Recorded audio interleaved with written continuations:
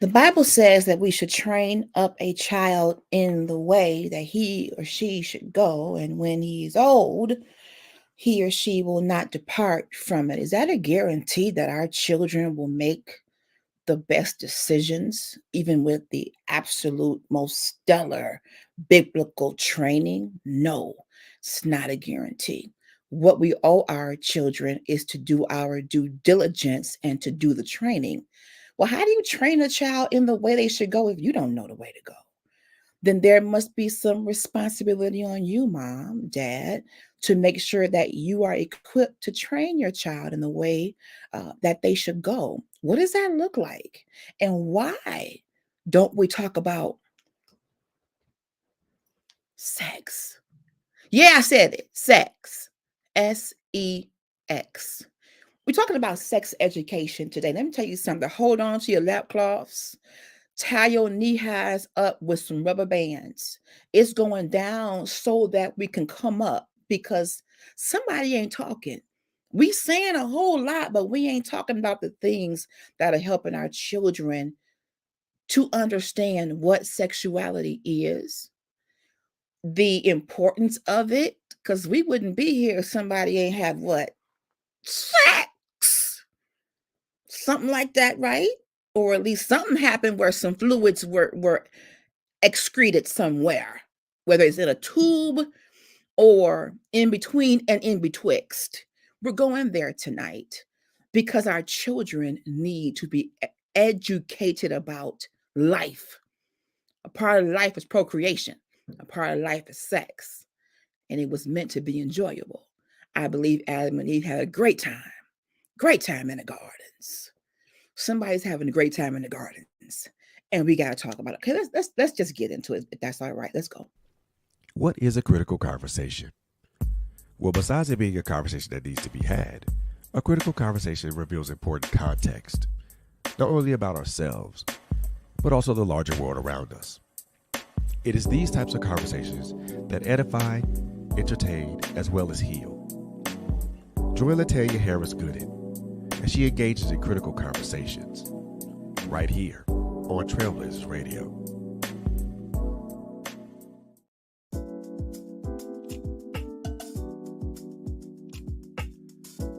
Trailblazers Radio has merch. Check out our website, www.trailblazersradio.com/shop to check out our store. You'll find an assortment of hoodies and t-shirts in various colors and sizes, as well as coffee mugs in various colors. Again, check out our website at www.trailblazersradio.com/shop to check out our merch. Thank you.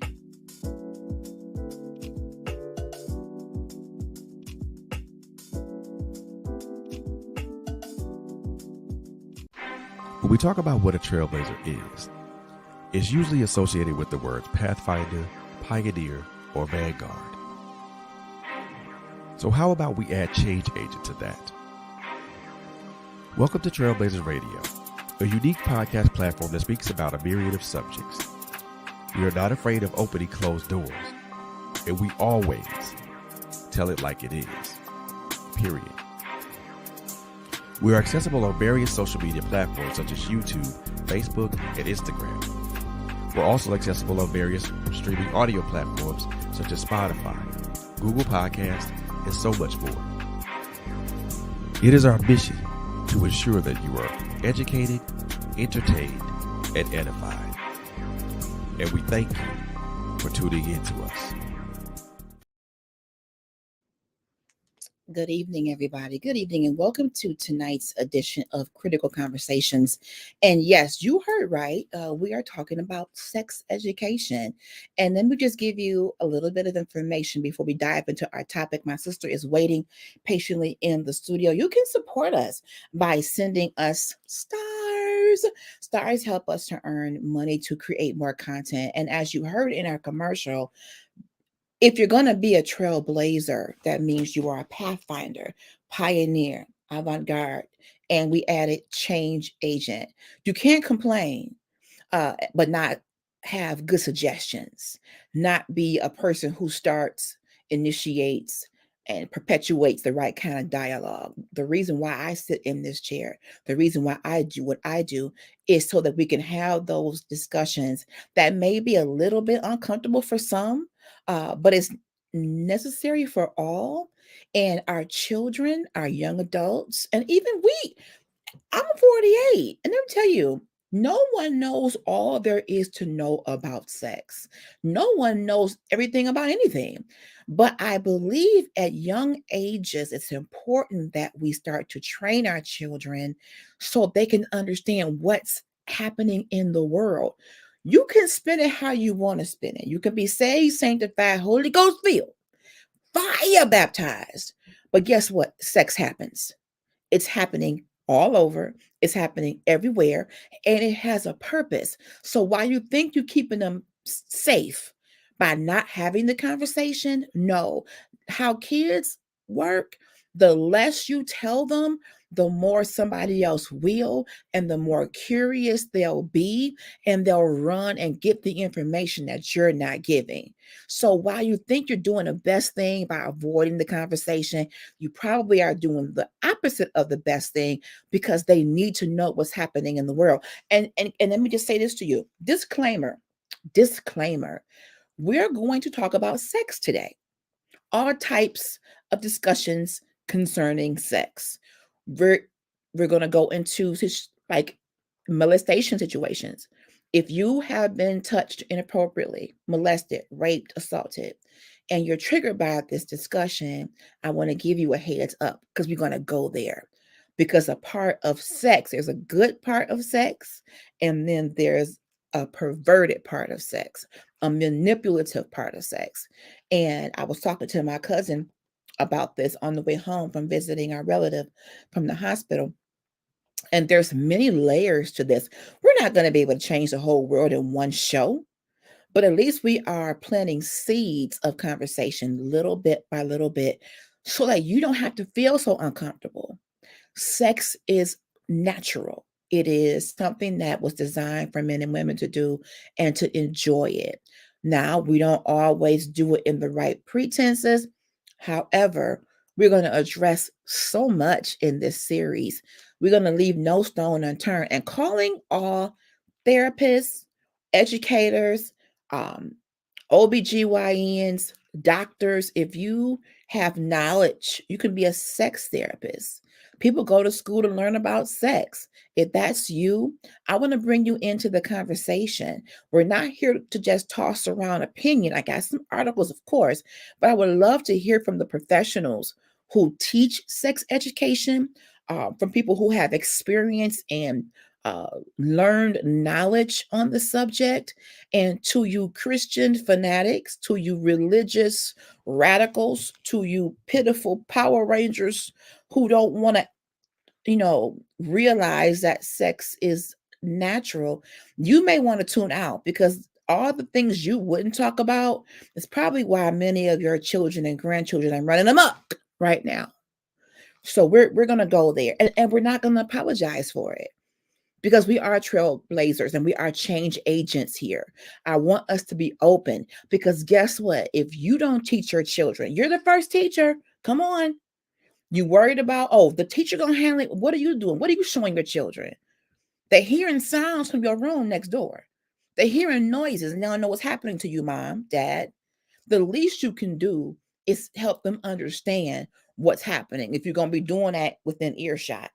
Okay. We don't want our kids confused because trust me, what I didn't learn at home, Jodeci, Silk, Shy, all those R. Kelly, all the songs taught me some stuff. Forever, my lady. So we're having a baby, and it means so much to me. Yeah. Ain't nothing more precious, he said, than to raise a family. Didn't say I was gonna marry you, boo. It just said, so you having my baby. And that means so much to me. Yeah. R&B taught us some stuff, honey. Let's chill. What? What you talking about, Willis? R&B taught us some things on the bus going home, honey, on our Walkmans, with our big radio, Raheem radios. Baby, R&B talked about it, baby. Even the blues talks about sex. It's everywhere. So we're going to talk about it from a perspective of the parent, child. But if you are an educator, therapist, doctor, whatever you might know that could lend to the conversation, I welcome you in the room. Hello, cousin Kenyatta. In the meantime, like and share. Subscribe to our YouTube channel, Trailblazers with a Z. Go ahead and subscribe to Critical Conversations with LHG on YouTube. And I'm also on Facebook. Let me pray, because I didn't wear no eyelashes today, because I didn't know how this was going to go. That's why I came eyelashless, because we're going to go where we need to go. And I'll get my sister up here and then we'll get started. So, dear, kind, and merciful Father, I'm letting you know right now, Jesus, it's gonna go there today. You know your child, and you know who you created and how you created me. I thank you, God, for this particular platform. I thank you for the people who have decided to support this platform, Sinette, Simone, cousin Kenyatta, and everyone who comes through. I thank you because we can agree that there are some discussions that need to be had that can really set us free. For some reason, Lord, we have this belief system that we can't talk about sex to our children and still be a Christian. But we know the devil is a liar and a deceiver too. So, God, guide us through this conversation. Give us the wisdom to be able to follow your path. We're not here just to be hearing ourselves talk. We want to shed some light on some discussions that need to be happening with our kids and our parents. And not only for the kids, but for the parents. We have to be monitoring what we do with our bodies too. We have to be, honest about how we maneuver through the sexual life as well. We have to be making sure that we keep our temples, full of the Holy Ghost. So this ain't all just about the kids. We got to be able to demonstrate what it's like to do the right thing when it comes to our bodies. So how can we train up a child if we ain't living right? So God, first of all, cleanse us of all unrighteousness. Forgive us for any sin that we knew we did or didn't even know we did, and make us pure and clean as we attempt to train our children so that we can be transparent, honest. Some of us have been holding secrets for so long, got these kids so confused, and we wonder why that they having migraines. So God, I just ask you to do what only you can do, and that's just show up. Show up, help us to help somebody else and help ourselves at the same time. In Jesus' name, amen. Let me get my sister in here. Hey, Hey, how you doing? girl. Let me answer that question truthfully. Better. It's been kind of a sensitive, hectic kind of day. Been spending time with one of my loved ones who's in the hospital, not doing the best. So emotionally a little drained. However, I look forward to this time with you, Sinette, because this is what gives me strength, girl.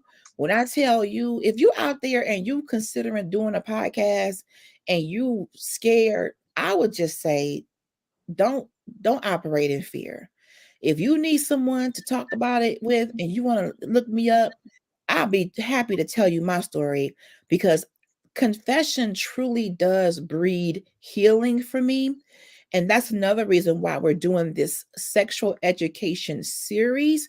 We are walking around so stuffy when it comes to sex, scared to say certain things. I don't want to give her a reason to go out there and do it, because if I give them condoms, that means they don't want to use them. But if I give them this, listen, let me tell you, Sinette, just like I said yesterday, last night, when I did my show with Lady Callahan, and she told me while her kids were in the womb, she was praying, asking God to give her the wisdom to raise these Right, kids. you have to. We have got to get, you got to. I don't think God expected us to be perfect in anything. That's no parenting. So while you're doing your daily prayers, praying for the light bill, praying for the gas bill, the car note, how about prayer about raising your kids even before you conceive them? Those of you who are in marriages and you want to have children, maybe you and your husband should add that to your prayer now. Lord, we thank you right now for making us good parents to the kids that you bestow upon us. Come on. And we these are things, I'm sorry to interrupt, these are you good. things collectively everybody's been saying. You gotta have those hard conversations We got to. before, even before you get married. Do you want to have kids? What Yes. What's your religious views on kids? What's your Yes. discipline? What's your views on sex education? Yes. Which is a difficult one to have, but I'm just gonna say this. What's your views on abortion? And Mhm. these are like, a man will get mad if a woman becomes pregnant, but then gets mad if she wants to have an abortion. Dude, Wow. what you want is her body. And I've heard, allegedly in some states, a woman can't have an abortion without the father's consent in Wow. some states.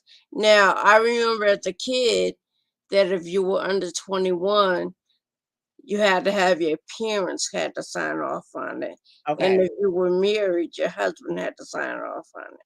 And that makes sense if you're married, I mean, that's something that the both people who did create this child.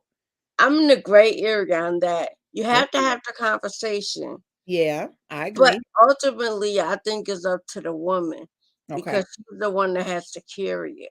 I get that. I get And the that. only thing I have with abortion, because some people debate is at the time of inception, I say once you start seeing the skeletal, the organs, and then once you get to first heartbeat, I say by week 6 or week 8, that's when I'm kind of like, I don't know. Some Mhm. people say 12 weeks. I say as early as, I don't know. It's like it's what the doctor. You have to go by your doctor because Mhm. some babies develop earlier. Mhm. I don't know, but I said if there's no heartbeat, I'm okay with it. Right. Right. But once there's a heartbeat, I'm against it. Well, Once let me say this, and I don't think I've ever said this publicly before.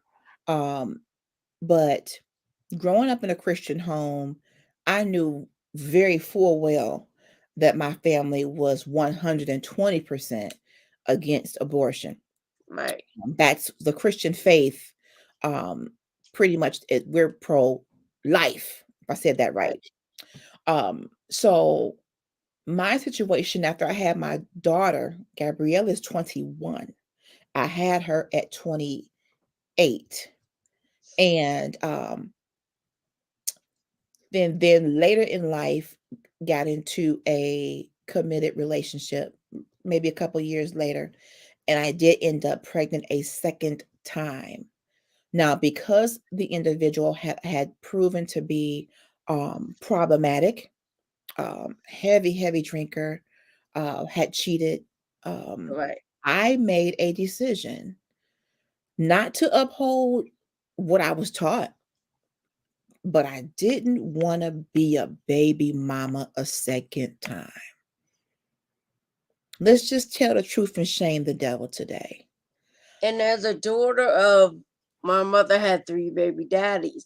I Hmm. always said I didn't want to be like, I didn't want to be in that situation. They were always boyfriends and husbands, boyfriends, but I didn't want to be that one to have multiple baby daddies. Hmm. Nothing against those that do, but I seen the difficulty my mother had.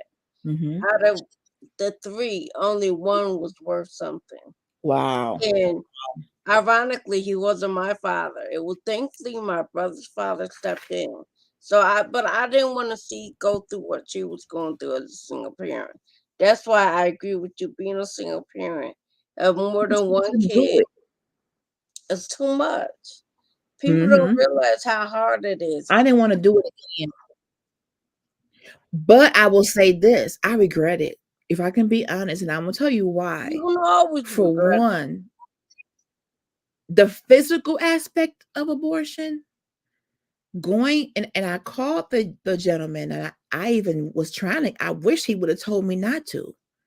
He didn't answer my calls. His mama didn't answer my calls.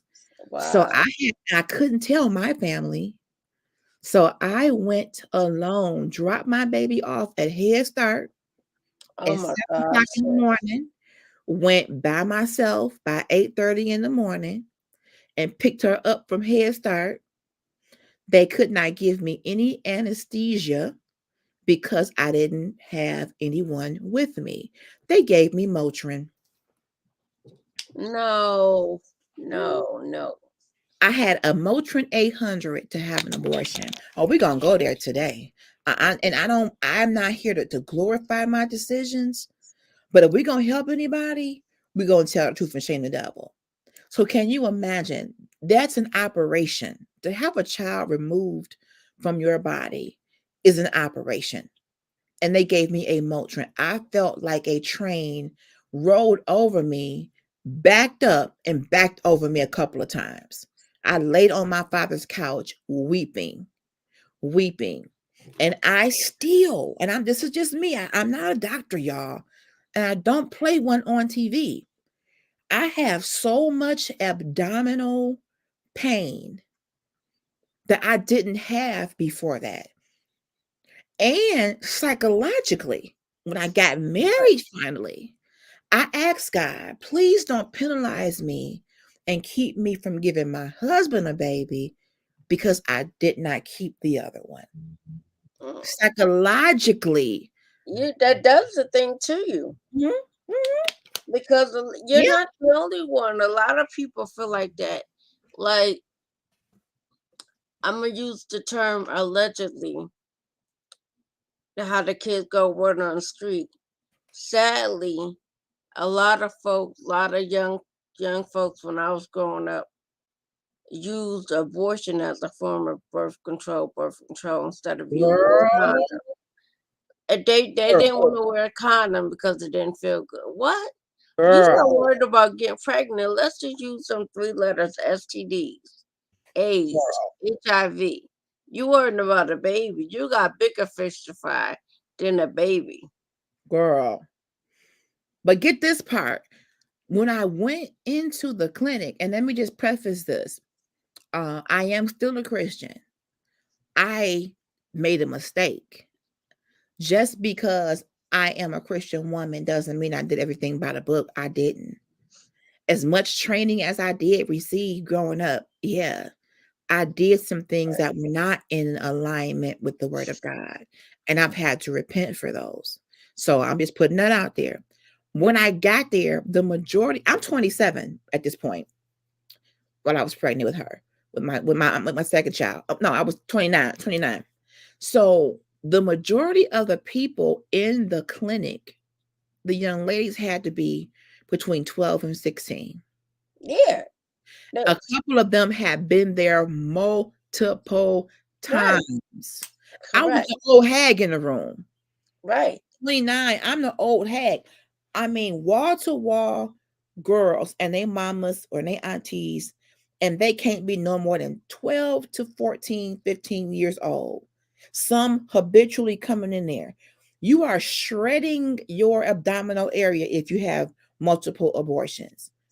I Right. mean, I don't know how it would have to be the grace of God that you would be able to conceive after doing that over and over. I don't know how I did it once. I will never be the same in my body since then. I get aches and pains in my abdominal area. Um, Again, this is a major procedure.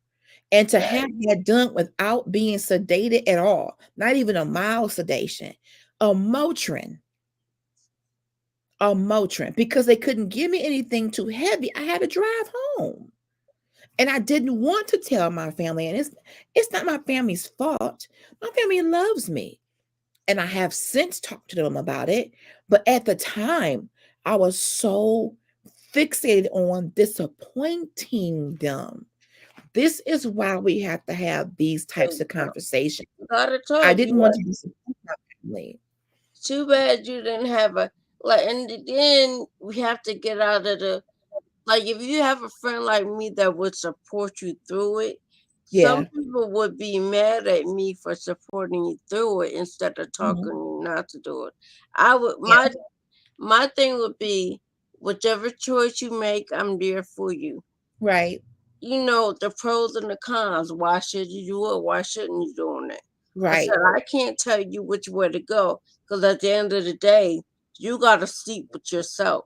Yep. You got to do the Mhm. decision that's best for you and your heart because I'm not going to be there to hold your head while you're crying every night. Right. The Right. best I can do is bring you some Klondike bars and some Kit Kats. I got that locked and loaded. But because not going through that, what kind of comfort can I be for you? Because you be like, Right. that this ain't a funny moment right now. So Right. I'll just bring the snacks and I'll just Yeah. sit there and let you cry. Yes. You, And, know, you and, want a and snack? in hindsight, I wish I had told my one best friend who I know would have. Of course, she would have told me the truth, but she would have said, at least let me go with you or let me, you know, Right. with something. But there was still a level of shame. I'm like, she gonna be like, girl, have you lost your mind? Do you know what we were taught? So I opted to go through it alone. But I And can I didn't say this to you too? I say, which is why I get what you're saying, but I say that's why I say, you know what?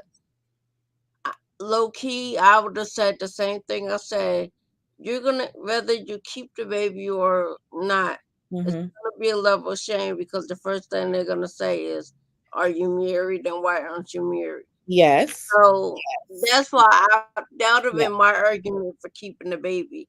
I said they're gonna be disappointed regardless because they're True. gonna have this view. So True. why give them something? Why add more fuel to the fire? Which Right. might not have been what you wanted to hear, but I would have said that. Now I wasn't raised in the church every day, but I was raised in the church where I knew enough. Okay. I had church, and hood church. Mhm. We have me and Quinn had both sides of the church spectrum, Mhm. so we knew which ways what to do and what not to do. But yeah, girl, you would have hated me and loved me at the same time. Cause I'd have been you would have hated what I said, but you would have loved my honesty and candor. But we kind of need that. That's one of the reasons why it's important for us to have these kinds of conversations, is because the honesty part is what's missing when we talk to our children. I think as parents, we almost want to seem as though we did everything right. But the majority of people that I know were not virgins when they got married. Although that Right, is the happiest path possible, biblically speaking. But unfortunately, well, maybe not. Well, yeah, unfortunately, it doesn't always happen like that. So when we are talking to our children, we got to be honest. What I want you to do this right according to God's law and abstain until marriage. However, should these urges come up and they are, overwhelming, and you find yourself where you make the choice to do this, then here are the precautions. My daughter knows that I was not married to her father. She knows that. I mean, there's no reason to try to pretend. But right. coming out of a very strict Christian background, a lot of people who got pregnant before wedlock were forced to marry. My And mom and I dad. just don't think that was. I mean, that was the way of the world, and people still believe that you should do that in some cases. But when you're young, when you're 17, 18, 19, and you just have an encounter and that yields a child, that doesn't make you an automatic candidate to be somebody's husband and wife. It just means you're going to end up co-parenting. So why not And both you don't. sides of That's the no family parenting. say, Not a okay, we're co-parent. going to make sure we gonna But have to there was no co-parent. Now, I'm co-parenting not in saying my it house. can't work. There's probably, I had and no there could be co-parent. some couples out here who can say, it happened to me. I married the person and we're still married today, 65 years later. That can happen, but it don't happen often. But It's to a think that just 50-50 because chance. right, we get into this predicament, then we got to automatically head down the aisle. There has to be some discussion there, y'all. I want to go into our sex education conversation. For those of you, well, we kind of already are. For those of you who are just getting here, thank you for tuning in to our podcast tonight. We're talking about sexual education for all ages. And to be honest, some of us adults need to be educated in terms of sex too. But if you're like me and you're born from a baby boomer, you may not have had a lot of those discussions, but here we are in 2024 with the wonderful world of the World Wide Web, all kinds of information at our kids' fingertips. We have to make sure that we are their first educator. Let's go to plannedparenthood.org. Let me say that we're going to use a couple of articles tonight, and we use them in conjunction with the Fair Use Act. And it says the fair use of a copyrighted work for criticism, comment, news reporting, and teaching is not an infringement. All right. So sex education helps people gain the information and skills they need to make the best decisions for themselves about sex and relationships. We have to start on ground level. That's what sex education is. We want to teach our children how to make the best informed decisions for themselves. So, back in our day, we mentioned it last night, we had health class. You took the paper home to your mom and daddy. Can we teach your child about sex? Yes or no? Take it back to the school, and then they show you some videos, a little bit of gonorrhea, a little bit of syphilis, or whatever else is going on, and they start talking about the body, what it does, how it operates, STDs. They're calling them something else now, Sinette. I think STD, that particular term is a little outdated, but they got some other term for it now. I'll figure out what it is, but it's a disease in your southern Right. regions. Okay, so we used to have Not just courses. there, you gotta remember you get it in your mouth too. That too. Northern and Southern. I stand corrected. So in school, the teachers, the curriculum provided a certain level of training in terms of sex, in terms of the body and how it's going to change, maybe even in terms of menstrual cycles, maybe in terms of development of the body. Now, health class didn't cover it all. Okay. And there really isn't any one class that probably can cover every possible scenario. But Right, as a parent, you have to start teaching about the body parts, what to properly call them, what the right, what the medical terms are, and like my cousin was telling me, what the street terms are. We ain't got to right, go there right here, but you all know there's different terminology for our body parts because while we didn't want to, we're calling it the penis and the vagina, we all know in the streets it's something totally different. The kids need to know that way they know what's being said around them. I'm not saying they should call it that. I'm saying you gotta teach your children you gotta what things educate are. both sides. Absolutely, absolutely. Let's keep going. Planned Can I Parenthood. add one thing to you? Sure, You can you sure come back to this, can. but I also, coming from the daycare background, we have to start early teaching kids good touch and bad touch. Not Absolutely. only good touch, bad touch, and stranger danger, but stranger danger is not necessarily stranger. And I said this before. That's I a good don't point. care if it's your auntie. Everybody, even you shouldn't let your kids be okay with kissing everybody on the lip, whether Ooh, they're family or not. ooh, You know, that's major. and some people might think I'm wrong for saying that. I I do. apologize, but we gotta You're tell right. them, like, and I again, You're this right. comes from my daycare training about I had one male teacher. He didn't go in the bathroom with the kids, but he didn't like taking the girls to the bathroom. Not because he was a pervert. Mhm. It was just the optics of how it looked. So he goes to Nat, can you take the girls to the bathroom? I'm like, dude, you're standing outside, you're not doing nothing. He said it's the optics of how it looked. So I said, what Okay. if there were no female teachers around? What would you do? He said, I probably would let them go by themselves Okay. because optically it didn't look kosher. The Hmm. men didn't like changing the diapers. I'm like, but you're a teacher. I don't like that stereotype that they think men are. I don't want to keep saying that word because I don't know what Facebook will do. But Mhm. that the men are creepy in that profession when they're not. So I we think have that to comes from we assume that anyone that is doing something perverted to a child is always a man, and that's not true. right.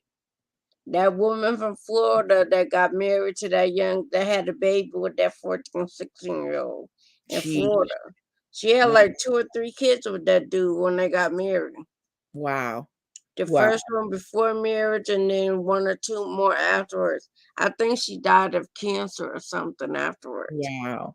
If But I you can bring up a find good point though. When you talk about the body parts, what they are, the correct term, the street term, the next conversation probably should be, why do we call them private parts?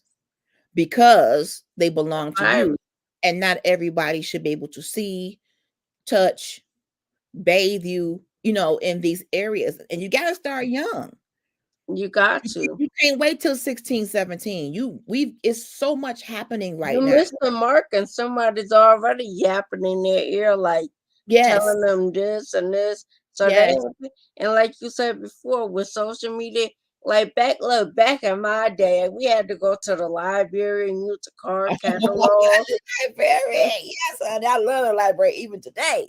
And look, we had to use the VHS and beta and the Yes. microfiche or however you say it. We had to use all Yes. of that stuff. Today they just need their phone and they can Google everything. Everything that they could possibly think of, and a lot of the things that they're looking at, even on the web, some of it's true, some of it's not. Right. And as a parent myself, my daughter will self-diagnose herself in a minute. Well, I Googled it. Well, who WebMD. checking the checker? Some of Look, that I stuff got an you can account do. with WebMD. And Yeah, WebMD don't have accounts, I think. right. And some of that stuff might have some, validity. And some of that stuff, who knows who put it out there? Who You knows? don't Who's know. checking it? I don't know who's checking the checker. Look, that and Wikipedia and Yeah. everything. Yes. Yes. Let me go back to my article here. So, Planned Parenthood is the nation's largest provider of sex education, reaching 1.2 million people a year through education and outreach. Here's some facts about sex education. Sex education is high quality teaching and learning about a broad variety of topics concerning sex and sexuality. We getting somewhere here. It explores values, beliefs about those topics, and helps people gain the skills needed to navigate relationships with yourself. Come on, Right, partner, uh-huh, community, and right, manage your own sexual health. Sex education may take place in schools, home, community sex settings, and online.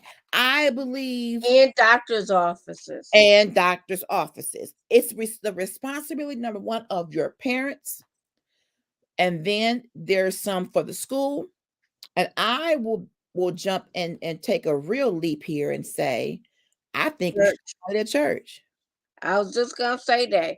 Church church, that's Mm. why I say the school, the church, and the medical field should work together and do like a book or Right. something. And To notice it talks about beliefs, values. And I'm gonna say this, and I don't care who gets offended by it. You cannot talk sex and sexuality without talking about LGBTQI and whatever I may have missed. And no disrespect to that community. Okay, yeah, I know you're shaking the has church mothers. But here's the deal. I'm not saying you have to be a part of the community. I'm saying you have to realize there is such a community in the world today. And you can't decide what you don't want to talk about and call yourself educating your children. because There they're are other gonna learn choices from someone out. else. They're going to learn, they're going to turn on whatever TV, social media, whatever that they see. And with our commercials, our TV shows, The lifestyle is everywhere. Now, I am not here to bash anyone. That's never been my intent. I believe how I believe. People can choose their own sexual orientation. This particular podcast is saying if you're going to educate about sex, you got to be all inclusive. That's You my gotta talk. point. You gotta give everything. I say it's for. I agree with you. It's not for me to tell you which way to go. I'm not Mhm. that type of teacher. I Right. give you the information. I answer a question. Whatever way you go, that's between you and God, your doctor, Absolutely. or family. However you do it.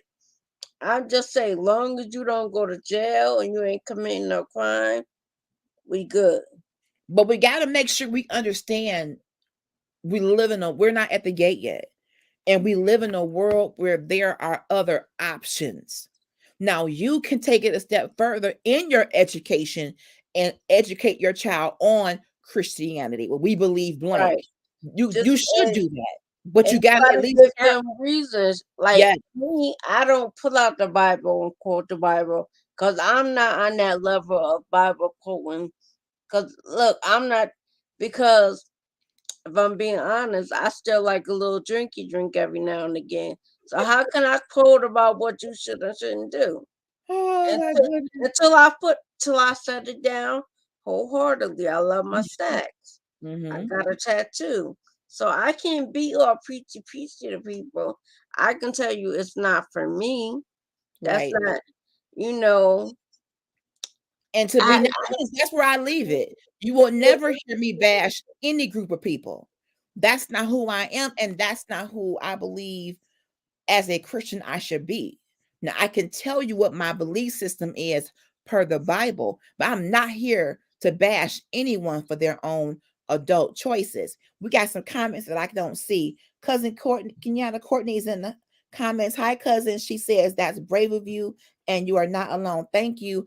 I'm not getting all the comments on the screen. Fred, the one you just put up, can you put that one back up so I can read it? I'm not sure why all of my comments aren't coming through. Thank you all for tuning in today. Thank you for joining in the chat.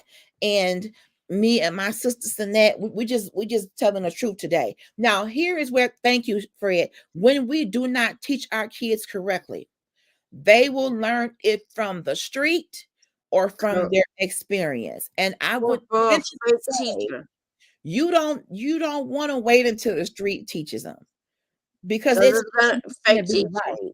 It's probably not going to be right.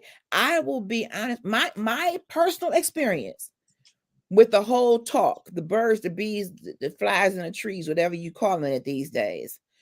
My mother sat me down at the dining room table with my stepdad, and they hadn't been married that long, so I was totally grossed out. And she gave me a book. I mentioned this last night. The book had kind of a view of how body parts change.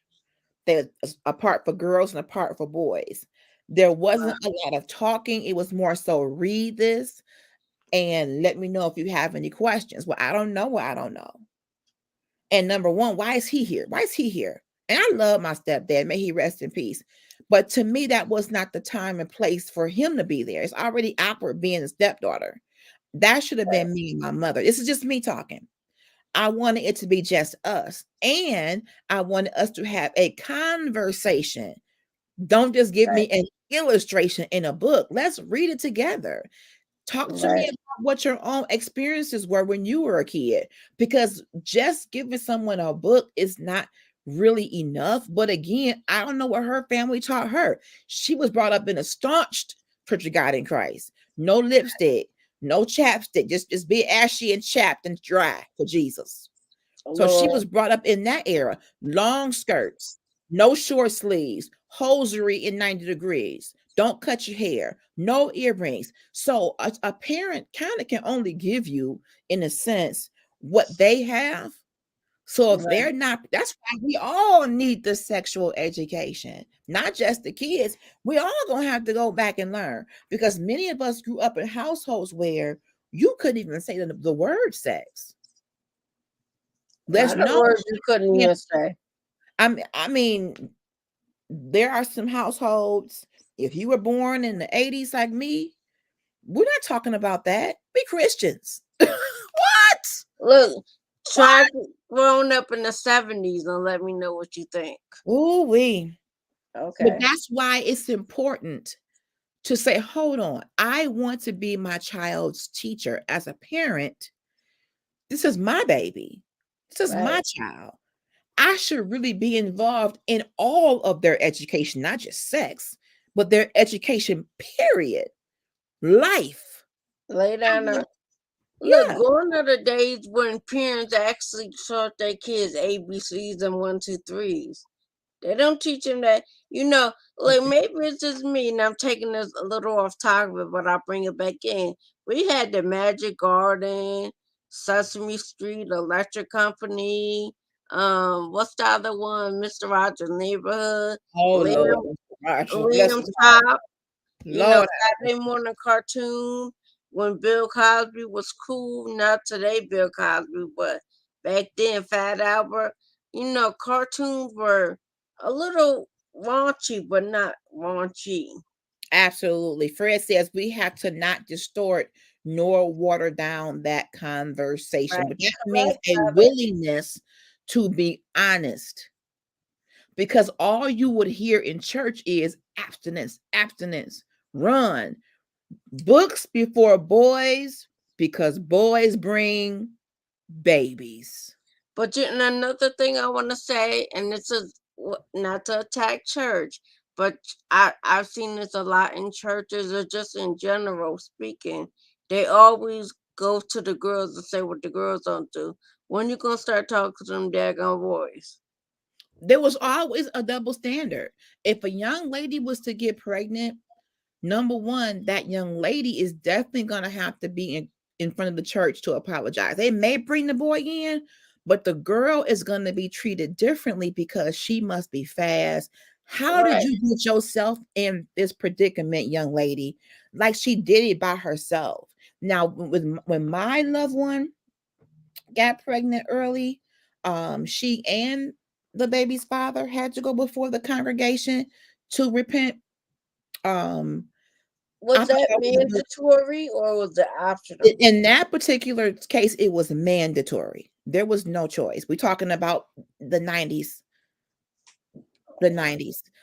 You had to tell the church, you sinned, to make sure you repented to God.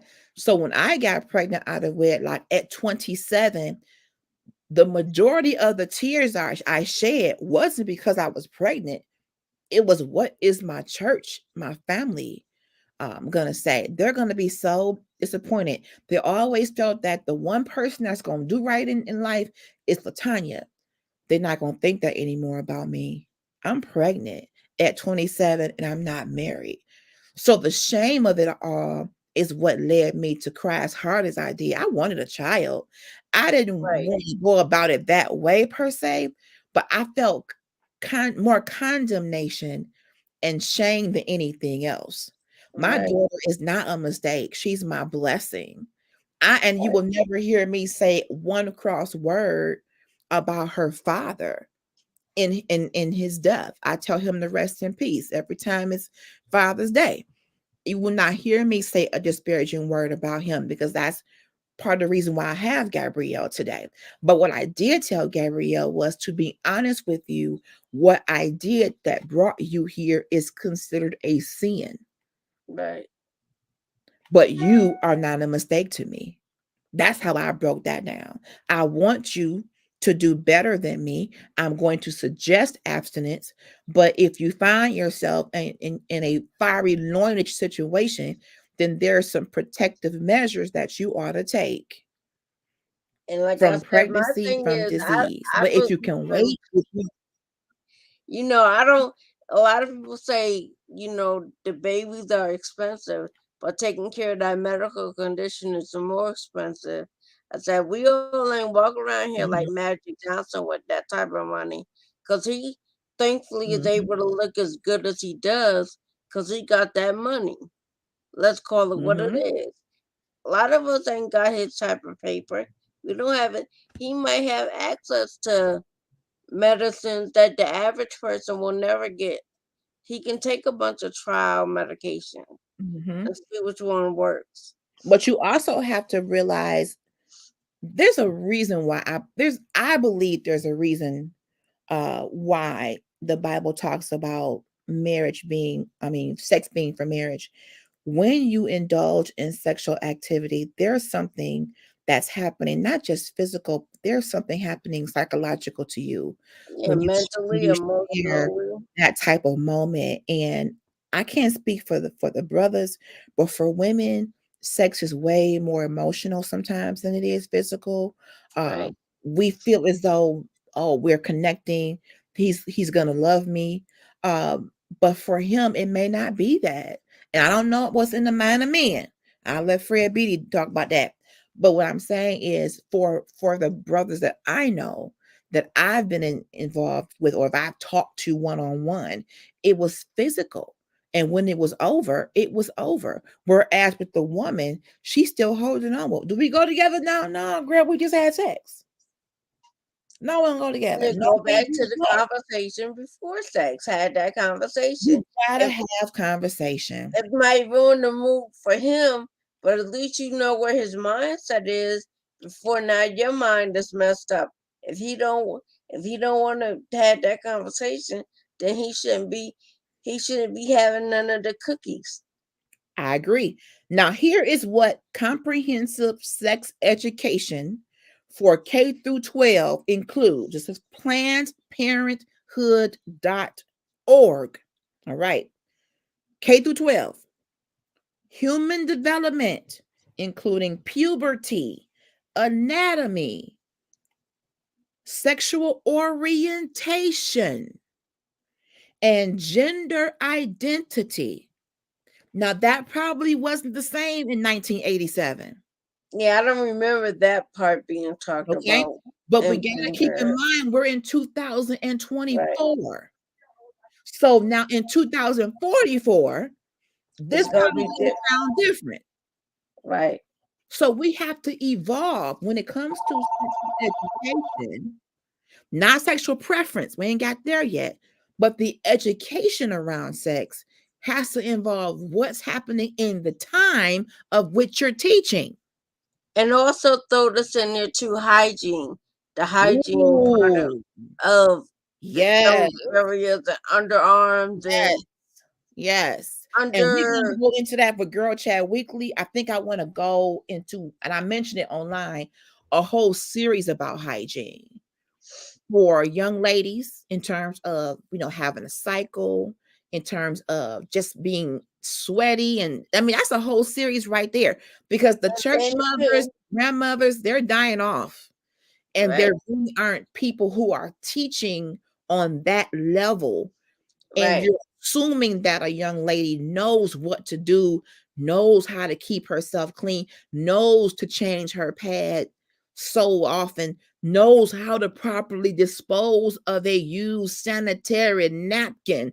It may sound fundamental to you out there, but Some some don't, stuff just people ain't talking about no more. And when you smell something on somebody, you say, it smell kind of fishy. That young child, or maybe not so young person, may not been taught how to maintain themselves, especially during the period time. and also I want to add this. We gotta also remember what women that come from other countries that Ooh, don't have the stuff we have here. okay, Cause I okay. remember, and Mm, I'm gonna be honest, and I'm gonna really embarrass myself. I remember times where I didn't have pads, I had to use tissue. So I'm in the mhm, bathroom like once an hour, putting in fresh tissue something. And it's just so ironic. One of my friends said, I mhm. remember you always having baby powder. When you would stand up, you would have a baby powder butt print in the chair. Because that's just we were taught Mm. as kids. What maybe it was just Trying to me. stay clean, trying to stay good. Right. Yes, So, yes. But 'cause a now, lot of adults, women don't but do it now right. we don't. And we used to douche back in the day. Right. I don't know if anybody still does that, but I don't think douching is the best for us anymore. But Not douching was every day, really once in a big. while. maybe once a It was month. I real think. big, and for those of you out there who don't know what a douche is, I call it a frontal enema. Yeah, Is kind of like an enema, but they probably don't even know what an enema is. There's this little bag of salt water or vinegar and or water. vinegar water, and And some let me refrigerators say big one. clearly, it's something like the cooking vinegar type of vinegar, not Mhm, the cleaning vinegar. Let's be very mhm. clear. So it was in a bottle, and it had a nozzle on it, and the nozzle was to be inserted into the vagina. You squeeze it, and it's supposed to clean you out in that area. And ironically, we bring this up because I do believe I have a couple in my cabinet. Mhm. It was real big when I was a young girl, and we're talking about human development here. We're talking about sex education. So when you are teaching your young daughters about their bodies, you also have to have the discussion of if you wear underwear and you get home and they're very smelly, your vagina could have secretions, which means you need a panty liner. Are y'all talking about panty liners, ladies, to your Do you know how daughters? people think I'm weird because I always put one in my underwear? They're like, "Why?" I said, "Just in case, because Yeah, sometimes I might sweat. You never know, or I'm trying to make sure I say it clean. When you're past gas and that yeah, gas might be a little odorous, so yeah. that way. But I always buy the unscented panty liners. You can't have the scented ones because for And we some gotta talk about that too, because they make everything with the scent. Hey, Ebony, Ebony's in the comments. Hi, I see someone Ebony. said I see some of the comments, but not all. So Fred's gonna have to help me to see the I comments. don't see none of them up here They're under. not coming on my screen, so I don't know why they're not showing. So y'all just hang out with me because Fred's gonna have to help me with the comments. But keep typing them. I'm on Facebook now, so I can watch them. But when you talk sex education, you have to talk human development. And as a woman, a young girl, a young lady, you have to teach your daughter that fiery loinage situation. Cousin Kenyatta, yeah, we got to talk about that. The reality is, we may want them to abstain. Sure, my mom wanted me to abstain. Sure, her mama wanted her to abstain. But many of us don't and haven't. So we got to talk about precautions. We have to teach our children to do and be better so they will not repeat our errors. Correct. We have to be demonstrative with our kids, not just do as I say, but some of us gonna have to change our own ways. For some of us, that experience is more of a physical thing. That's from Freya Beatty. Okay. See, I mean, men and women look at sex differently. I'm not saying men have no emotions. You will never hear me say that. But in my own personal experiences, the majority of the dudes that I've talked to or listened to, it's more physical than it is emotional. Comment in 2024, we tend to dance around sex education. Thus, the problem. Houston, we have found the problem. Right. So, thank you all for tuning in. If I'm not seeing your comments, forgive me. Fred is down in the studio helping me. When you are talking to your daughters, oh, Ebony, you ain't missed the conversation, girl. You right on time. You right on time. When you're talking to her about her hygiene, about her underwear, keeping them clean and washed, about using liners, about changing the liner if it's too soiled. Come on. Right. If your liner has things in it or stuff in it that's smelly, change the liner. You got to tell them that. You don't And have that baby powder, can I throw this out? Because I Mhm. know you see the commercials. Baby powder down there ain't safe like it used to be. We got to stop putting baby powder in our underwear. And I say that as women, because there's a lot of cancer cases coming up for women down there. So that's something. Right. And That's why I also, need my sister in here. how you Mhm. call it? I don't know if they still sell it, but I know I don't know if I can say the names. Summer's Eve Messenger used to spray them. It was like Yep. deodorant, Yes. The but for, spray. but and those are good for me. If you're gonna use those, spray those on your underwear. Don't spray them in your lower area. Spray But you my probably should underwear. look at what the ingredients are. We probably should look at because you everything that has a good smell isn't good for you. Right, because You when it might hits that area, you might assume that, oh, it smells like powder, it smells like cucumber lemon. You got to be careful because this is a whole organ down there, and there are certain chemicals, even the kind of pads we wear. I got to get my cousin Kenyatta. I got a cousin but you know what, my Kenyatta. grandma and them and the others you see on TV, that yes, that area is kind of a natural cleaning oven, but you still Mhm. need a little soap and water. A little, some of us need a lot. Because I mean, think about this. When I was, and we're gonna get back on topic, but it's all sex education. When I was younger, I thought something was wrong with me because of the amount of moisture. But that's why my mother told me, we have to wear liners.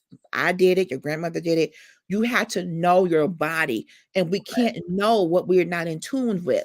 That's why mothers, don't be ashamed to have those kind of discussions. Because guess what? When that baby go to school and she's smelling, and the bullies and everybody attack her, you're gonna go up there fighting. And you know another reason why that area smells, if we can just talk about this for 2 minutes, no one tells the young, especially young girls and even young boys, you have to shave that area. Mm. You might not have to go totally shaving off, Holy but ball. but you need to trim back depending on how your hair grow. You have to Yeah. adjust it for your hair growth. I don't have that major issue underarm wise or lower ear wise. Mm-hmm. I can go. I'll just say my underarms. I can go almost 2 years without shaving my underarms But because they again, get just. you have to have that conversation because if you're dealing with a whole forest down there and you can braid it, jerry curl it, spiral curl it, and crimp You it, can put box then braids and you can put a you weave you that look you you may got have to dreadlocks. any place where there is hair and moisture, underarms, lower region, then there's going to be odor. Because think about how many hours a day you have on your clothes. If you're going to school, we in school for what, 7 hours? Tell me about it. And 8 o'clock in the morning to 4 o'clock in the afternoon. I don't know who and has then that. don't talk about playing sports or whatever after school Exactly. or the after school Exactly. job. And I tell Yeah. you, like I got a whole bunch of stories on this. And if his family watching, they might get mad and laugh at me. But You my gotta but say box. You said box breaks and that. You gotta say yeah, not box breaks. Box yeah. breaks in your lower region, Jesus. And some beads. Don't mess around and put some beads on the braids. Okay, some Double dutch sequin bust stars. But check this out. Let free me tell you what my crazy behind it. Yes, Kenyatta, box braids. Some people braids, baby. hear me like that. But with an ex of mine, he didn't stink. Let's be very clear. It wasn't a body odor thing. But Mm.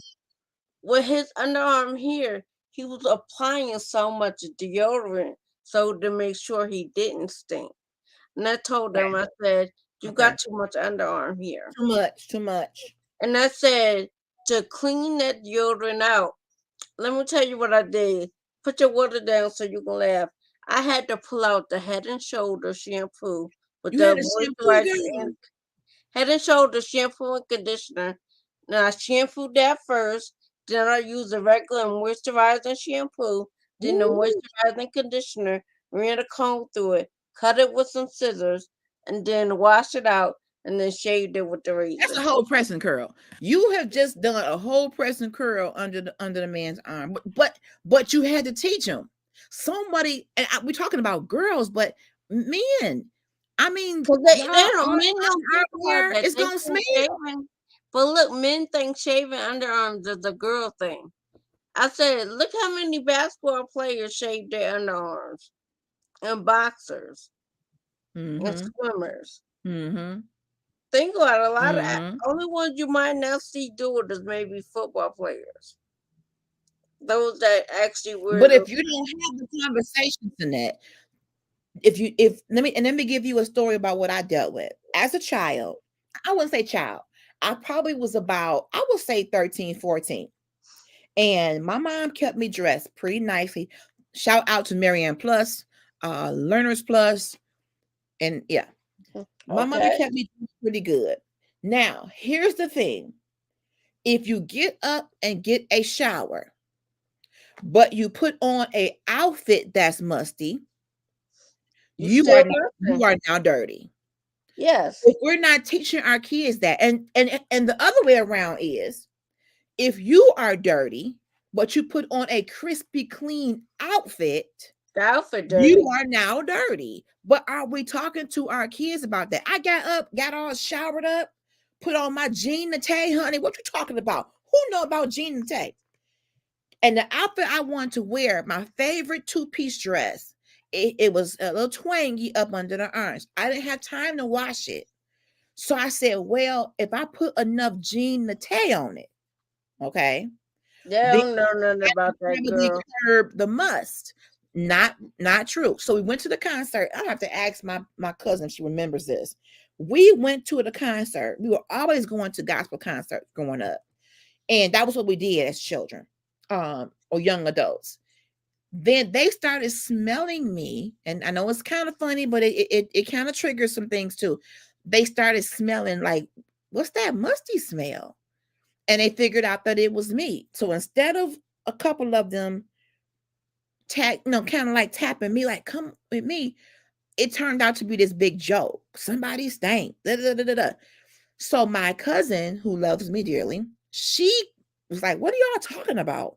They told her. She grabbed me. We went to the church bathroom. She had me take off my shirt and we washed the underarms of that dress with bathroom soap and scrubbed it to try to get as much musk and Gina Tay off so they wouldn't smell it. But again, why didn't I know that? Because I wasn't told that. Right. All you're saying, all you're told to be Gina Tay, honey, splash. If you're not taught, dear child, being clean means the following: your body is clean, and the clothes you put on your body are also clean. There has to be a two-part process. And We got don't to forget be the granular sneakers like and stuff too. You gotta clean your sneakers and shoes and stuff too. right? But that's the thing. We're not teaching our children to that level of specificity. Come on, word. So that we can explain to them what the consequences are. A clean body in a dirty outfit, you dirty, boo. You dirty. Same Well, thing with the well, lower since region. we all on the topic, let's don't forget clean hair, clean Yes, ears, yes, yes, your yes. navel, Breath. breath. Girl, please. Oh, we're talking about sex education. The first thing is human development. Before I Right. get into the act of having sex, I talk to you about your body. You That got other to. stuff don't even make sense until we talk to the kids about their body, how to Right. treat it, how to care for it. And then when you start to go into the part about body parts, you can tell them, okay, there are certain parts of your body that are considered private areas. You know how to clean them, but certain people, no one should be touching you there. Right. I don't care who they are. I don't care whose friend it is. I don't care if it's uncle, cousin, whoever. No one is to be touching you in those parts. Now, if I'm your mother and you're young and I bathe you, that's different. But But you know no what? And one's I asked, watching you. as parents, I asked you, how do you have that? Because I say this from, I asked this to someone that worked in daycare that had to bathe kids. Mhm, So I was trained to always ask the kid. Now the kid is like 9 months old. What he know? But it's still that conversation, because you just don't, like, if you have a 1 year old on the potty, you don't just, because you might scare that child. You're going to clean them, and then they're telling their parent, "Oh, so and so missing that was touching my privates," and it gets blown out of proportion when you're just cleaning them. So, as a parent, do you feel you have to have that daddy's washing you up? How do you address that with your mhm. young child, or what, during potty training and bathing? So where Okay. it's not offensive, but you're not hurting them, you're teaching them what's right and wrong, because Mhm. if we're honest, some moms and dads are not good at that neither. They're doing Mhm. evil stuff. So I'm trying to navigate the right and wrong way to address it if that question ever comes up to me. Okay. Let me go through my comments have now mysteriously showed up. I think maybe I just had to have a refresh. Um, I'm gonna paraphrase this comment. I know it's a sensitive topic, and I'm I have to be careful because Facebook likes certain words and doesn't like other words. But it came up that shaving the area may not be well, isn't not may not isn't recommended. There could probably be a cut down of the hair, but not shaving or Right. waxing because there could be hair bumps. That's something you're gonna have to research for sure. I let me just say without saying I ain't have to shave nothing. Peachfuzz.com. That's all I'm gonna say. Kenyatta says, I love you guys. We love you as well. And she says her husband does shave his underarms all the time. Yes, we have to account for depression. So many, including children, are suffering from it and may not be hygienic because they don't have the wherewithal to do it. That's a good point. I was talking about hygiene earlier when it came to an adult that had depression, but I can see how that can also apply to children. One of the things that happens to you, I can remember my therapy classes. In therapy, the first thing that we used to be asked in group therapy is what was our goal for the day? And one lady will always say, I just want to get a shower. People would look at her like, what you mean getting a shower? You're supposed to get a shower. When you're depressed, you may not have the strength to even get a shower. And So if not that's every physical strength, it's that mental and emotional, exactly. So not every psychological. person who lacks hygiene is because they're just nasty. Some people are experiencing a depressive moment or live in that depressive space to where mentally they're just not able to do it. So it may seem odd to some of us who get up every day and get in the shower is like clockwork. Not everybody has that. They have a shower, but mentally they're in a place where I don't even have the strength mentally to get my legs out of the bed to get into the shower. So you have to be aware that I agree. Let me read the next comment. Fortunately, my child was only kept by my mom, so I didn't have to allow anyone else to change her. She didn't go with anyone until she could potty on her own. And the blessing of that, I was like that too, Ebony, when Gabby was very small. Um, my babysitter was my best friend, and she stayed with her for a couple of years before going to Head Start. So that Right. is a blessing. Those of us who have had to use daycares, you need to vet them. You need to research. You need to get referrals. You need to make sure you are not just going by who offering the best rate. If it's two And for you 10, gotta make sure it's clean. You oh, don't that want, that's and should it's be a not part of gonna the be blessing 100% clean, but you don't want your child bringing home no if ands or who near needs and what near needs and all that type of stuff. absolutely. So look up the credentials. Find out it. Do you know anyone personally that has taken their child there? I mean, in this day and age, in 2024, people are able to open up businesses under false pretenses. Can So I you say this to confirm what you just said? hold on. I Let me just think finish it my was one in New point. And I will York. I don't know if you've seen in the news in New York where they was running a drug get. operation alongside the daycare, and Mhm. they where the babies laid down on the cot, they had drugs on the floorboards. And I Ooh. guess the aroma got through, and because which I was just like floored until a nurse explained it to me, because the babies are so little, any I think it was cocaine. Any cocaine that's floating in the air, the baby's gonna OD over it because the baby's only Mhm. like 20, 30 pounds. Oh, So it was wow. when you Google it, I believe it was New York. If I could find the link, I'll send it to you. But it was like crazy. Like I want to say one to two, if not more, babies died.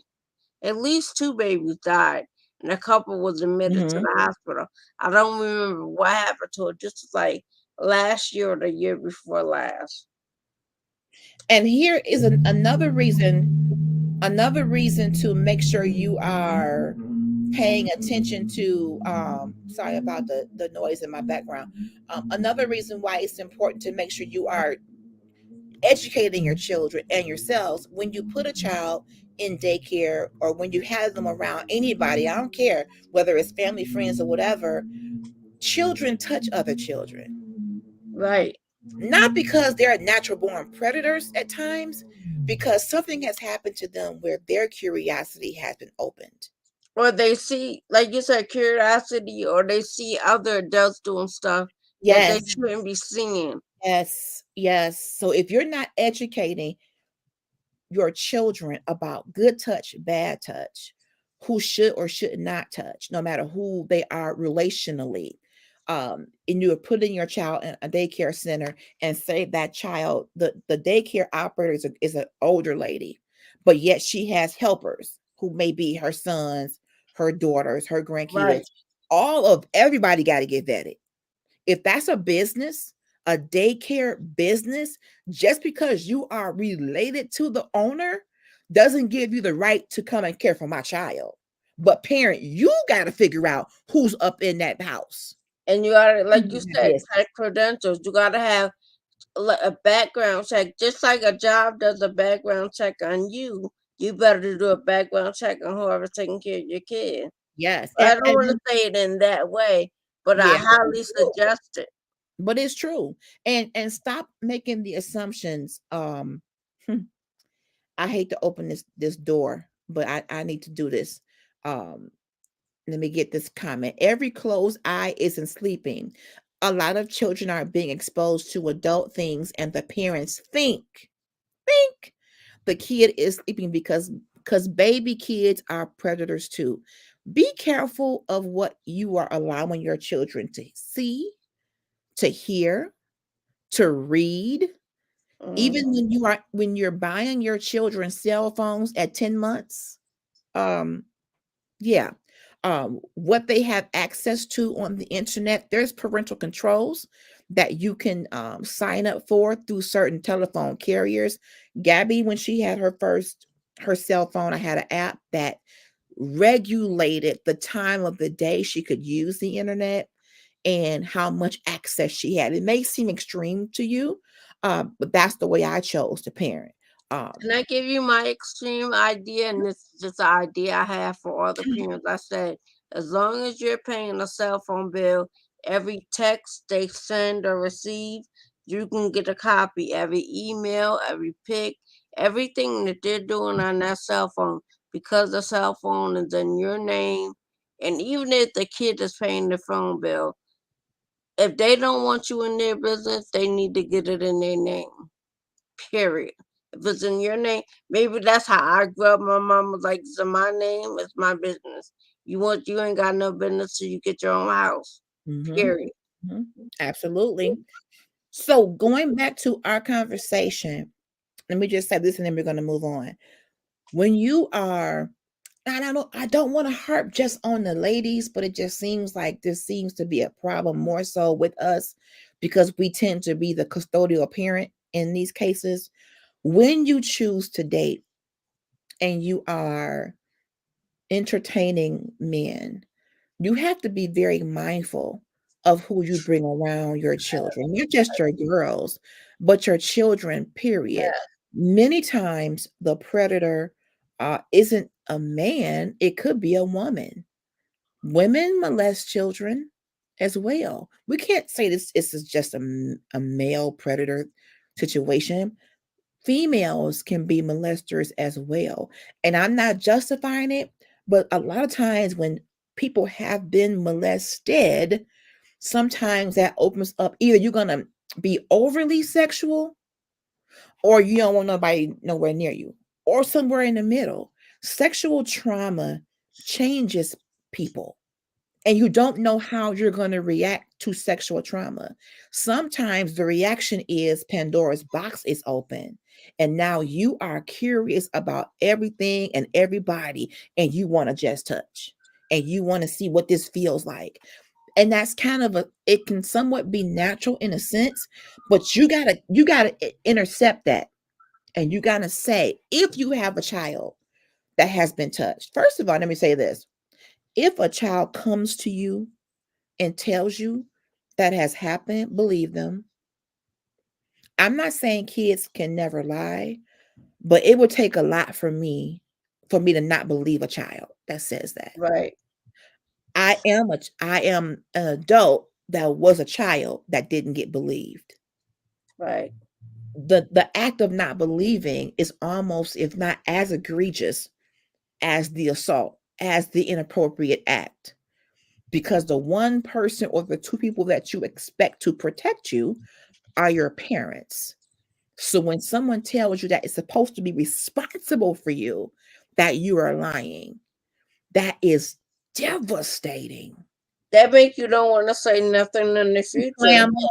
See, that's why no one tells anybody anything, because who wants to And be it keeps accused? going and going and going and going. Yeah.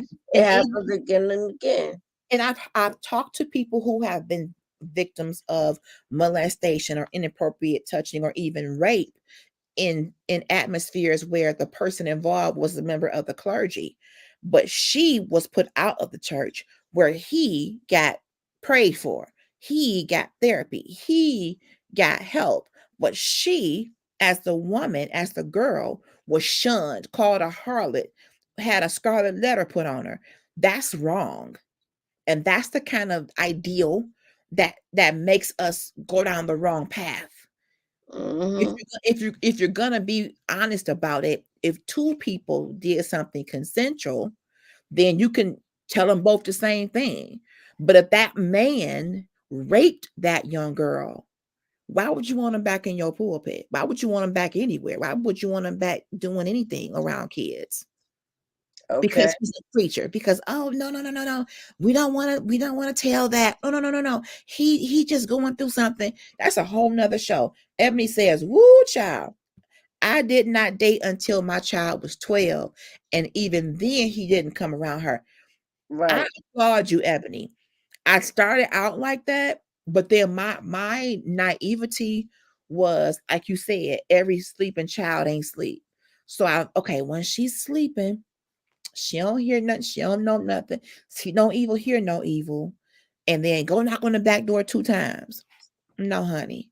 And children can sense when a stranger is in their home. Okay. Children know, like, who is that? Why is our door opening up? And I know mama and I are already in the house. Please, please be careful with your children. Whether you are a father or a mother, please don't make assumptions about anybody. Pray about everybody. All right, Right. we can wrap this up. Now it's gonna be a part two and probably up to 7 or 8. K through 12, sex education, relationships, including self, family, friendships, romantic relationships, and health care providers. These are topics that are included in a comprehensive sex education program for K through 12. We're talking about real life experiences here, personal skills, including communication, boundary setting, negotiation, and decision making. Next, sexual behavior, including the full spectrum of ways to be or not be sexual beings. Ooh. So now Mm-mm-mm. we're gonna ruffle the feathers of some of the religious folks. Sex exists. It was created for a purpose. So stop hiding the conversations. Right. Maybe if you educate yourself, you'll feel more comfortable teaching about it. Maybe you need to become educated as well along the way. Moms, dads, clergymen, deacons, ushers, chicken Mm. fryers, pound cake bakers. If we're going to all be a village, if we're going to all be a family, if we're going to all be a community, why don't we all take these courses so we Yeah. can know what we're teaching and be consistent with the message? Ebony Right. says, now almost 7 years later, they're thick as thieves and his kids are mine too. See? But I like how you were aware, Ebony, and you knew, okay, let me pump the brakes and make sure I'm doing this to where I protect my daughter, not Right, just feeding on my own flesh, but I got to make sure that I do this right because somebody else is in this house with me. right. That no, that's good. That's a very That's good very idea. good. I didn't always do that. I wasn't always thinking the right way. I thought I was. But then again, going back to my childhood, being a child of a single mother who was dating, I saw people. I wasn't asleep on the back seat. I smelt the cologne. Who was that? That ain't the same old hickory smoke cologne. That ain't the same Old Spice. That ain't nothing nice. Mm-mm. So, and I have these images in my head. I can remember y'all being like 4 years old, feeling the coldness of the leather seat as I'm getting put into the back of a yellow Granada, taking some man to work at the wee hours of the morning. And I'm not trying to throw any shade, but children remember. I'm 48, and I still can remember the coldness of the leather seat. And my Mm-mm-mm. grandmother like, why you got my baby out here at 2 in the morning taking this man to work? Where is his car? Bring me my baby. If you gotta go, you go, but bring her to me. Come on, grandmothers. Ah, Okay, let me keep going so we can wrap up in about 4 minutes. Sexual health, including sexually transmitted infections, STIs. That's what they're facts. calling them now. Same thing, but just different language. Birth control, Okay. pregnancy and abortion. All right. Society and culture, including media literacy. We in 2024. Media literacy, shame and stigma, and how power, identity, and oppression impact sexual wellness and reproductive freedom. This is 2024. So if all you're doing is drawing a stick figure, a bird, and a bee, we got to get Something you. wrong. We got to get you ready for the real conversations. Because trust me, in the 1990s, Jodeci, Guy, all the R&B crooners was talking about sex. Look, don't forget 112. 112 peaches and cream. Listen, all of the groups was talking about sex, even if it was more subtle, some more subtle than everybody wasn't Luke Skywalker. Blank, blank, and more blank. No, but We yeah, ain't it even was know. Well, look, we talking ain't about even know half the songs what they meant, but we was out there singing them. but that's the other thing. When you have children and they're listening to the adult content songs, they know every word. Let me lick, let me kiss, let me touch, and they too. That's why I said to go back to the old shows we watched when They we too. was kids. They too. And they're watching the housewife, Why? shows. And they're watching Love and Hip Hop, and they're too. And those are my shows, but for You know, and you 2-year-olds, wonder why some of the behaviors that they exhibit can be overly sexual because they watching you and they watching what you watch, mama and daddy. So our parenting has got to be taken more seriously. Everything you do, mom and dad, and they're exposed to stuff outside the home too. You got to prepare them. you got to know your Yeah. kid because some 2-year-olds act more like 5-year-olds, and some 5-year-olds act like 2-year-olds. And I just say Woo-wee. that from the daycare setting. I'm like, you 5 years old, why you acting like you two? That don't make sense. Wow. Wow. And it wasn't a bad thing. It was just they were. I think in retrospect they were being kids, but some 2-year-olds were reading and trying to write better than the 5-year-old because, like I told you before, and this had nothing to do with home, but just no one's communicating with each other about this is what I want for the kid. Yes, we're doing the sex ed part, Mhm. but you gotta have the writing and the pictures and the books. You gotta have these things and going, girl, it's crazy. We gotta all of We that gotta go have each together. other. We gotta have each other. I really want I want us to have more conversations, maybe in small groups. If you live in a community that has parents, soon to be parents, whatever, what would it harm you to say, hey, let me introduce myself. I live next door, get back to getting to know each other and say, you know, I've raised several children. If you would allow me, I would love to talk to you. Now, nowadays, people don't really want to open up like that. So you got to be cautious. But if they're willing, if you make it into a community organization And you event, always have to ask respectfully. If you they do, say no, you if do, they say no, you do. don't get mad. Just say okay. Just Whenever say, you ever change your mind, let me know. absolutely. So calling all my community activists, those of you who still do have block clubs, those of you who have different alliances in your communities, this is the type of stuff that we need to introduce and have conversations about. Maybe have a parenting class. I'm going to get Marche Calhoun back on here.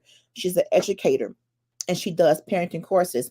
And a part of those courses should probably be how to prepare our kids for the sex talk. And you have to do it early. You cannot wait until they get a period to start talking about a period. You're going to have to be ahead of this. So as I mentioned before, I'm not a doctor. I'm not even super well versed in this. I can only go by from experience, but I brought my articles we can break down. But to all people out there, if this is your expertise area, let me know who you are.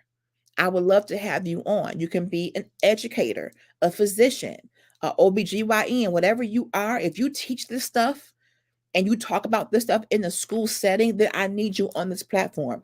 We want to help each other. I call this critical conversations because we've avoided it. And now we Right, have a void when it comes to what our children know and understand. We cannot leave it up to the R&B singers and the rappers and the streets to educate our kids about sex. We parents, we are their first teachers. Those are our children.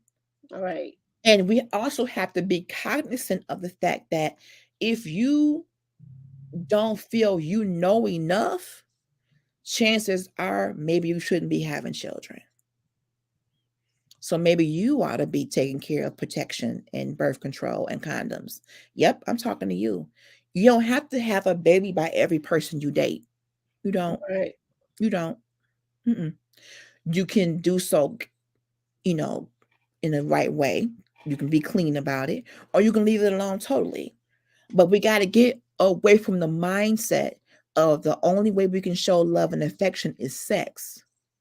No. And what's your purpose for dating them? Are you dating with a purpose or are you dating just to be sexually gratified?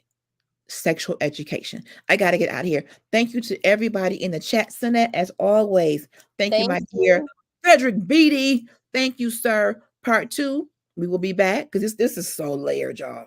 Please share, please subscribe. I would love to get our Facebook page up to 1,000 followers for Trailblazers by the end of March. So go ahead and follow us on Facebook and subscribe on YouTube. Help us to increase our reach. All right. Good night, everybody. I'll be back Monday at 9:30 in the a.m. with Andrew Griffin on Power Hour. Good night, y'all. Love Good y'all. night, everybody.